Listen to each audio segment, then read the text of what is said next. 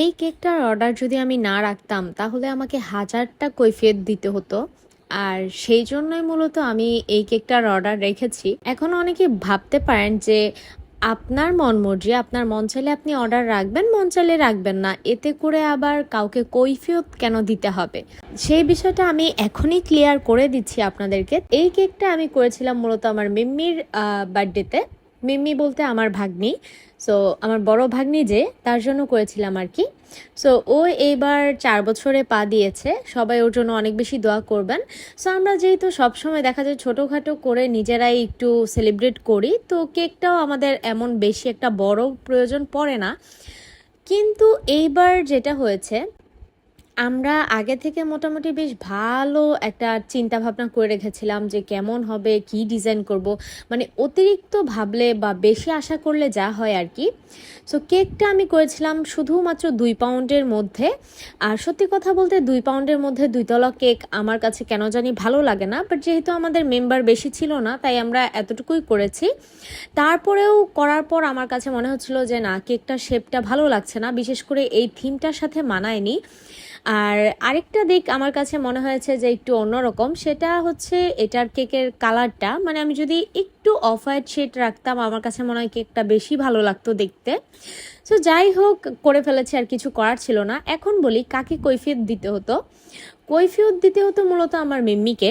কারণ ওর হাজারটা প্রশ্ন থাকতো যে সবার কেক করি, তাহলে ওর কেকটা কেন করে দেওয়া হবে না, বা আমি কেন ওর কেকের মানে ওর বার্থডে কেকটা নিয়ে যাইনি, বা কেন বানাই দেই নেই, হাজারটা কথা ও আমাকে শোনাতো। সো দেখা গেছে আমার আসলে শরীরটা ইদানিং বেশি একটা ভালো না। এটা হয়তো বা আমার পেজের অ্যাক্টিভ থাকা দেখেই আপনারা বুঝতে পারবেন যে আমি খুবই ইরেগুলার হয়ে গেছি, এখন পেজটার রিচ একদম ডাউন বলতে গেলে। সো তারপরেও আসলে ওর কাজটা করেছি, কারণ ভাগ্নির বার্থডে বলে কথা, এটা তো মিস করা যাবে না কোনোভাবেই। তবে আমার এক্সপেকটেশনের তুলনায় কেকের আউটলুক একদমই ভালো আসেনি। আমি জানি না কেন জানি কেকটা আমার কাছে দেখতে ভালো লাগেনি। তবু আমি চেষ্টা করেছি, বাট আমার মিম্মি এতে অনেক খুশি ছিল। এর আগেও একবার আমি বলেছিলাম যে অর্ডার এই এরকম আর কি, আমার বোনদের কেকের ক্ষেত্রে আমি অর্ডারটা কেন বলি। সো এটা আমি একটু ক্লিয়ার করি। আমার বোন হোক, মা হোক, বা আমার ফ্যামিলি মেম্বার যারাই হোক, সবাই আমার থেকে কখনোই না মানে ফ্রিতে কেক খায় না। সত্যি কথা বলতে, এই যে আমার ভাগ্নির কেকটা আমি চাইলেই ওকে গিফট করতে পারি, বাট আমার বোন তা করে না। আসলে আমার কাছে মনে হয় কিছু পাবলিক আছে যারা কিনা দেখবেন দোয়া করি, ভালো করো, এগিয়ে যাও, আচ্ছা একটা কেক খাইও, হ্যাঁ কবে কেক খাওয়াবা, কবে খেতে আসবো, এরকম মানে ফ্রিতে চায়। আমি মনে করি এই মানুষগুলো কখনোই আমার শুভাকাঙ্ক্ষী হতে পারে না, কারণ যারা জানে যে আমি বিজনেস করি, বাট তারা আমার লস করিয়ে তারা ফ্রিতে খেতে চাইবে, তারা অবশ্যই আমার ভালো চায় না। তবে হ্যাঁ, আমি যদি নিজে থেকে খুশি হয়ে কাউকে দেই সেটা অন্য কথা। আর আমার একদম ক্লোজ ফ্যামিলি মেম্বার যারা আছে তাদের কথা হচ্ছে, আজকে যদি বাহির থেকে একটা কেক আনতাম তাহলে তো টাকা দেওয়া লাগতো, বা তুমি কষ্ট করে বানাইছো কেন নিবা না, এটা তোমার বিজনেস। তারা এই জিনিসটা বোঝে, ঠিক আছে।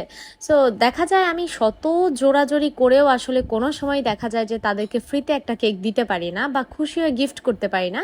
তাদের কথা তুমি বার্থডেতে অন্য কিছু দাও, বাট কেক তোমার দেওয়া লাগবে না, যেহেতু এটা তোমার বিজনেস। সো যাই হোক, এই জিনিসটা একদিক থেকে আমার মাঝে মাঝে বিরক্ত লাগে যে কেন এরকম করে, আরেক দিক থেকে মনে হয় যে না, বিষয়টা তারা বোঝে, এটাও একটা ভালো দিক।